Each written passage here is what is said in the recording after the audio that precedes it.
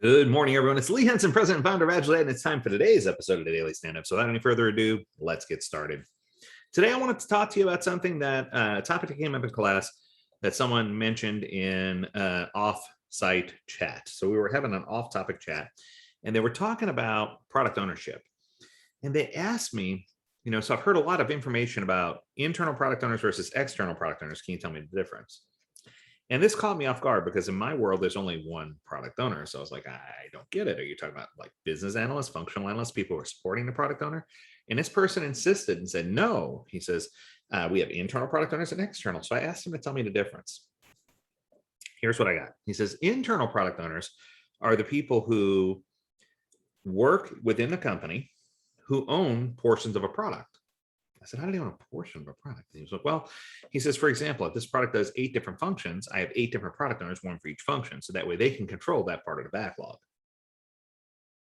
I was like, oh, I said, so who's the external product owner? And he said, the external product owner was the recipient of the end product because they owned the product when they purchased it, because this wasn't a software type application. So it caught me off guard because I wasn't ready for that, right? I wasn't ready for somebody to say, hey, we've got 100 product owners. And it begged for me to teach that, is there ever a situation where you have both internal and external product owners? And the answer is, there is. Although many people don't want to teach this or don't believe it or try to protest against it, it doesn't matter how hard you protest or how high you hold your sign. There are such things as internal and external product owners. So an internal product owner is someone who is internal, for example, to a consulting group. And that internal product owner is responsible for making sure that the team or team members within that group are doing the things that they're being asked to do. And they keep a backlog or running list of all the things that group or team would need to do in order to be effective and in order to continue doing business. An external product owner would be someone who represents the end client's needs, who maybe is part of the team of individuals that you are consulting with. So if you're consulting with ABC company, the product owner for ABC would be your external product owner. They're external to your company, but they're still the product owner, and they're serving you with information that you have to take in. But the truth is, they're not the only product owner potentially that could be serving those teams with things to do.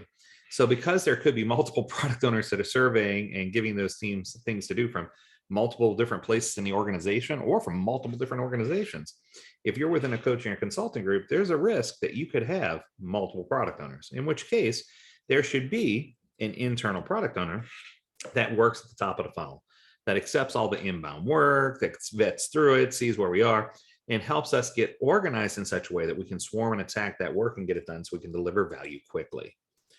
So with that being the case, I hear some people already cringing and grinding their teeth saying, whoa, that doesn't sound right. Or, can't we have a better way of doing that? And the answer is, once again, yes, there is a better way. So the better way is to understand the difference between a product owner and a stakeholder. So a stakeholder has the ability to provide advice, provide counsel, to talk about, to give us information that's going to help us gain insights that we can build the right product or service.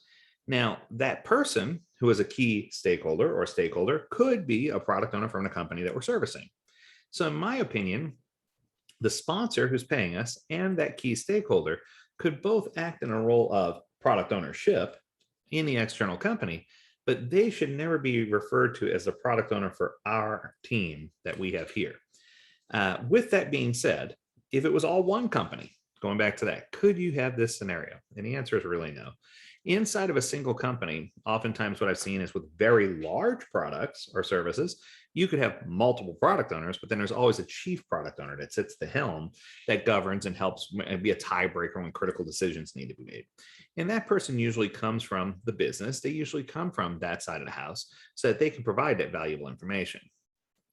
Now, that's not to say that you still shouldn't have, internal coordination, I guess is a better way to put it. In my world, the one thing that I always try to say is you should have representation from 3 different areas. The first area you need representation from is the consumer, obviously, the person who's going to be the end recipient of your product or service. And I title that person as a business analyst. You can title them whatever you want. I just call them a BA. The second representation you need is someone who strategically understands the direction of what we're trying to do with our product or service and what we're trying to do as an organization. I tag that person as a functional analyst because they need to functionally understand and strategically understand how we're trying to build a product and why. And then, of course, there's a technical analyst, and that person represents the team's best interest to make sure that we have architecture and infrastructure in place to support the things that we're trying to build, and that it makes sense going forward to continue down the path that we're going and not deviate. Because sometimes it's better to deflect. Sometimes it's better for us to shift off of a path and try something new. So, with those three analysts, I want to be clear, I am not condoning or endorsing product ownership by committee. I feel like those analysts should have a chance to speak to the internal product owner and provide valuable information, but that the end decision should always lie with that internal product owner. So, with that being the case, is there such a thing as an external product owner in that organization? And the answer is no. There are many stakeholders who can provide information and can help the product owner make critical decisions, but the product owner must stand on their own to make the critical choices. Whether it's hard or easy is a different question, but they still have to stand up and make those decisions. Now, the one thing that I do believe, though, and I want to make sure I push this hard, is that no product owner should ever make decisions in a silo. I don't want a product owner to try to force their way into deciding whether something's right or wrong if they're not familiar with it. I certainly don't want product owners who are making decisions based on their own personal knowledge from 10 years ago. I've seen that happen. I just feel like the product owner needs to be informed. They need to be updated. They need to have the latest information, and they need to really have their head around what they're trying to do. And I think that if you really want to get to the crux of product ownership, the answer isn't so much in the product owner organizing the teams or the product owner organizing the schedule. The key to successful product ownership is having a product owner that can break down the work into small, concise chunks and organize the work in such a way that the teams can swarm and complete the work.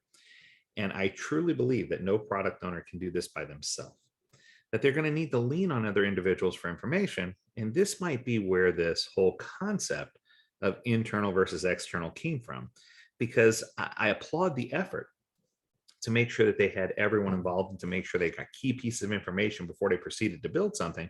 But I also feel like even if you had that information, if everyone feels like they're a product owner, that's going to cause your backlog to go awry pretty quick. So you want to make sure that they understand that they're not an actual product owner, but that their information, their opinion is valued and important, so that they can understand and so that they can work with you both on that project and into the future.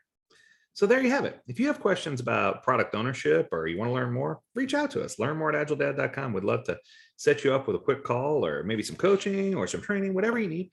We also offer product owner certification, so we're happy to talk to you about all those different things. It's important for us, one of the keys to business agility is making sure we have solid product ownership. So we encourage you, reach out to us. We'd love to hear from you. And as always, we encourage you to stay healthy, stay well, and stay agile, my friends. Until next time, do take care.